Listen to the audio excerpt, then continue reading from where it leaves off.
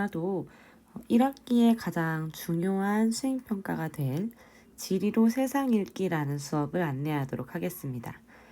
이 수업은 50분 수업 중에 한 5분에서 10분 정도를 여러분이 선생님이 되어보는 그런 수업입니다. 자세한 내용을 이제 안내하겠습니다. 여러분이 어떤 수업을 보여줄지 벌써 기대가 되네요. 자, 지리로 세상 읽기란 나의 흥미, 관심 분야, 그리고 진로와 관련된 지리적인 현상들을 찾아서 탐구하고 그리고 그 결과를 친구들에게 소개하는 그런 활동입니다. 좀 쉽게 다르게 표현하자면 지리적인 시각으로 내 관심 분야를 한번 살펴보는 그런 활동입니다. 무슨 말인지 구체적으로 와닿지가 않죠. 그래서 지금까지 선생님이 수년 동안 수차례에 걸쳐 이 수업을 해왔는데 그동안 선배들이 어떤 이야기들을 했는지를 사례를 좀 소개를 할게요. 이의지라는 개념이 지금은 낯설겠지만 우리나라 영역 중에 한 곳이에요. 그래서 이의지를 수호하는 해양경찰의 역할. 이 친구는 진로가 경찰 쪽이었겠죠? 이런 주제로 이야기를 한 선배도 있었고, 그리고 의학 계열로 진로를 희망했던 학생들은 우리나라 내에서 한반도에서 지역별로 의료 서비스의 격차가 나타나더라. 그래서 이 지역 격차가 어느 정도 심각한 수준인지 그리고 이 문제를 어떻게 해결해야 될 것인지에 대한 본인의 생각을 밝혔던 그런 사례도 있었습니다.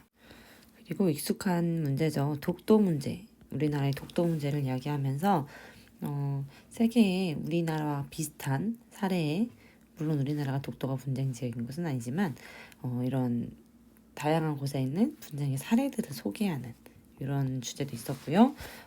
그리고 참 기억에 남는 주제 중에 하나였는데 우리나라의 인구 구조의 변화 양상을 분석을 하고 앞으로 1인 가구가 증가할 것이다. 그래서 이 가구 디자인의 트렌드가 바뀌어야 한다. 그러면 어떻게 바뀌어야 할 것이냐에 대해서 고민을 했던 친구였어요. 참 기억에 남는 발표였는데 실제로 이 학생이 가구 디자인 학과를 갔어요. 자, 이렇게 자신의 진로가 뚜렷한 사람들은 여기 진로에 맞는 지리적인 고민들을 조금 해보는 기회가 될 수 있겠죠. 물론 진로가 뚜렷하지 않은 사람들도 흥미가 있거나 혹은 조사해보고 싶거나 이런 주제들로 접근을 하는 것도 가능합니다. 도시 열섬 현상에 대해서는 앞으로 교과서에서 나올 건데 이 완화를 위한 도시숲 조성 방법 그리고 우리나라와 핀란드의 보육 정책을 비교했던 친구도 있었고 실버 산업에 대해서 발표를 한 친구도 있었고 기후위기에 대응하는 제로 에너지 빌딩이라는 개념을 설명해 준 친구도 있었어요. 기후위기 문제를 가지고 한반도 해역의 어종이 어떻게 변화했는지 그리고 앞으로 어떻게 변화할 건지 어떻게 대응해야 될 것인지에 대한 자기의 생각을 발표한 학생도 있었고 생태 통로 문제, 도시화 과정에서 필요한 것들이죠. 통합사회 시간에 한번 언급한 적이 있었고 그리고 지오 투어리즘 이것도 교과서에 개념이 등장합니다. 이제 또 공정 여행 문제 그리고 게이티드 시티 문제. 사실 이 게이티드 시티라는 개념은 교과서에 나오지는 않아요. 그런데 산업화 도시화 과정에서 생기는 부작용의 사례에서 해당하는 내용들인데 이 학생은 개인적으로 이 도시 문제에 대한 관심이 깊었던 것 같아요. 그래서 관련된 책을 읽다가 이런 게이티드 시티라는 개념을 발견을 하고 요거를 접목을 시켜서 발표를 진행했던 학생이었어요. 쭉 보면 또 도시 재개발도 교과서에서 등장하는 개념이고 젠트리피케이션도 교과서에서 등장하는 개념이 되겠습니다. 이렇게 전반적으로 교과서에 등장하는 개념들을 중심으로 주제를 찾는 것이 가장 쉬운 접근 방법이 되겠죠. 아무래도 소재를 무에서 유를 창조하는 것보다는 팁이 조금 있는 그러니까 교과서에서 팁을 조금 찾는 방법을 추천을 합니다. 진도를 나간 부분에서 찾아도 좋고 진도를 나가지 않았다 할지라도 내 진로와 관련된 지리적인 현상들을 발표하는 것이기 때문에 교과서에서 조금 벗어난다거나 혹은 진도를 나가지 않은 부분이라 할지라도 선생님하고 좀 긴밀하게 협의를 해가면서 발표를 준비할 수 있을 것 같아요. 수업의 진행 단계를 좀 구체적으로 살펴보면 일단 1단계가 가장 중요합니다. 나의 흥미와 관심 분야, 진로와 관련된 지리적인 현상들을 찾고 그와 관련된 주제를 선정하는 거. 이 작업을 지금 선생님이 3월 안에 좀 마무리를 해볼까 해요. 좀 자세하게 살펴볼게요. 알려줄게요. 자, 주제를 제출하는 활동을 선생님이 앞서서도 살짝 언급을 했지만 구글 클래스룸을 활용할 예정입니다. 구글 클래스룸에 들어가는 방법은 선생님이 지금 EBS 온라인 클래스 공지사항 게시판에 관련 게시물을 올려놨으니까 참고를 꼭 해주시고요. 자, 지금 보여지고 있는 이 화면은 2학년 6반의 한국지리 구글 클래스룸 공간이에요. 여기서 수업을 들어가 보면 선생님이 수행평가라는 주제 안에 지금 하나의 게시물을 올려놨습니다. 자, 이 지리로 세상 읽기 주제 정하기라는 게시물이 있는데 이 게시물의 내용을 확인을 하시고 자, 이 부분을 클릭을 하게 되면 이런 구글 문서가 나타날 거예요. 자, 여기서 자기가 발표할 순서에 내 학번과 이름 그리고 주제를 써주면 됩니다.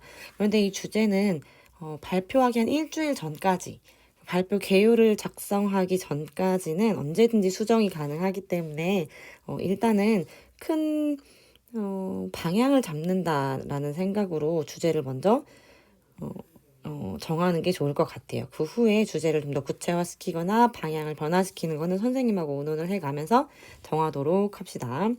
그리고 이 구글 문서는 원래대로라면 이 제출을 반드시 눌러야 하는데 지금 이 문서 같은 경우는 선생님이 여러분들 모두가 다 확인하고 볼 수 있고 수정도 할 수 있게끔 권한 설정을 해놨어요. 그래서 따로 제출을 누르지 않아도 선생님이 그리고 선생님뿐만 아니라 모든 친구들이 여기 지금 적히는 내용들을 다 확인할 수 있어요. 그리고 한 가지 추가적으로 설명을 하자면 이 발표 순서는 앞쪽에서 발표를 하는 친구들에게는 선생님이 가산점을 부여합니다. 발표를 처음 한다는 게 쉽지 않은 일이기도 하고 뒤로 가면 갈수록 준비 시간이 길어질 수는 있겠지만 선생님이나 친구들의 기대치가 높아지기도 하고 시간에 쫓겨서 제대로 발표를 못하게 되는 그런 경우도 생길 수 있어요. 그러니까 가급적이면 앞쪽 순서에서 발표를 하는 게 좋겠죠. 자, 그리고 2단계로 넘어가서 이제 발표 개요를 제출을 또 할 건데요. 발표 개요라는 것은 쉽게 설명하면 내 발표 내용을 설명하는 자료라고 이해하면 좋아요. 볼게요. 발표 개요는 발표 내용을 요약해서 정리한 자료예요. A4 1면 분량으로 한쪽 분량으로 선생님이 정리를 해서 내라고 할 거고요. 개조식으로 작성을 합니다. 개조식이라는 말이 낯선 친구들도 있을 텐데 이런 형태예요. 주제가 있으면 그러니까 내용의 위계를 정하는 거죠. 큰 1번 그 안에 세부 내용이 이렇게 들어가고 그 안에 또 다른 이렇게 세부 내용이 또 들어갈 수 있는. 그래서 쉽게 이야기를 하자면 1, 가로 또 기억 이런 식으로 내용의 위계가 드러나게끔 번호를 붙여서 그러니까 문장을 완성시키는 것이 아니라 전체적인 내용의 흐름을 알 수 있는 이런 형태를 개조식이라고 합니다. 자, 이렇게 A4 한 면 분량으로 발표 내용을 정리한 것이 바로 발표 개요가 되겠습니다. 이 발표 개요는 자신이 발표하기로 한 그 날짜에 일주일 전까지를 마감 기한으로 할 거예요. 그러니까 개인마다 각각 그러니까 데드라인이 달라지겠죠? 제출 기한이 달라지겠죠? 그래서 발표 일주일 전에 이 발표 개요를 작성해서 제출하기 전까지는 주제가 얼마든지 변경될 수 있다라는 게 이런 의미에서 한 말이었어요. 그 다음에 이제 3단계 발표가 진행이 됩니다. 발표는 1인당 5분 내외 정도로 선생님 지금 생각을 하고 있어요. 발표 자료를 이제 만들어야 되는데요. 발표 자료라는 것은 친구들에게 보여줄 시각 자료를 이야기합니다. 발표를 여러 번 해보기도 해봤고 친구들의 발표를 들어봤기 때문에 알고 있겠지만 단순히 아무리 말을 잘하는 사람도 단순히 말로만 전달을 하게 되면 듣는 사람의 입장에서 그 내용을 이해하기가 참 쉽지가 않아요. 그래서 이 발표 자료라는 것은 듣는 사람을 배려해주는 듣는 사람을 위한 자료라고 생각을 해주세요. 그리고 반드시 이 발표 자료에는 구체적인 통계 자료 혹은 관련 지도, 그래프, 사진과 같은 시각 자료를 반드시 제시해야 합니다. 근데 형태는 다양할 수 있어요.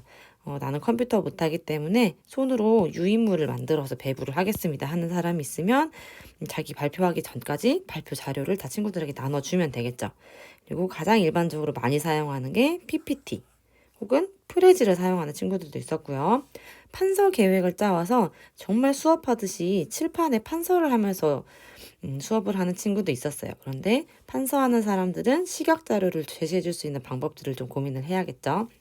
어쨌든 발표하는 형태가 점수에 영향을 주지는 않습니다.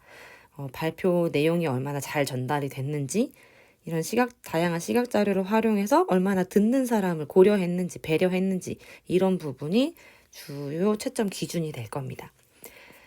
그리고 마지막 발표까지 끝나고 나서 그 다음에 활동을 정리하는 단계인데요. 생각의 틀이라는 제목의 활동지를 선생님이 나눠줄 거예요. 이 각자 개인적으로 생각의 틀의 활동지를 제출하는 것까지 끝이 나면 이 활동이 마무리가 되는 겁니다. 생각의 틀 활동지는 이 지리로 세상 읽기 활동 전반을 스스로 정리하는 그런 활동지예요. 그리고 스스로 평가할 수 있는 기회를 선생님이 주고 싶었어요.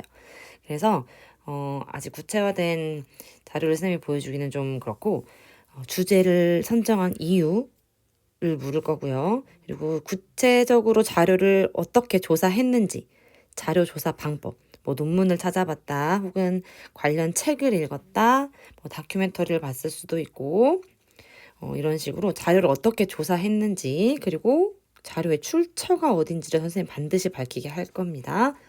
그리고 이 주제에 대해서 내가 탐구를 해보니 좀 더 궁금증이 생겼다 혹은 더 고민을 해보고 싶다 해서 추후 계획 여기서 끝나지 않고 뭔가 확장시키겠다 심화시키겠다라는 이런 계획을 받을 예정이고요. 그 다음에 활동에 대한 자기 스스로의 평가, 그러니까 반성이 되겠죠. 뭐 좋은 점, 잘된 점, 아쉬운 점, 그리고 이 주제 탐구 과정에서 개인적으로 느낀 점을 묻는 형태의 활동지가 될 겁니다.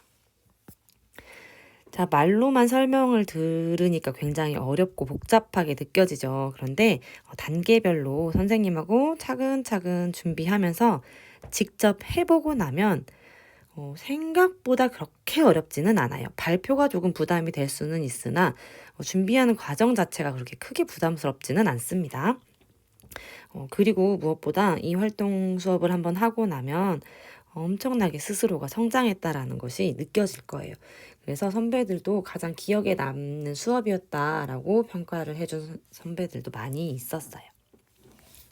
자, 이렇게 해서 지리로 세상 읽기 수업에 대한 안내를 마치도록 할게요.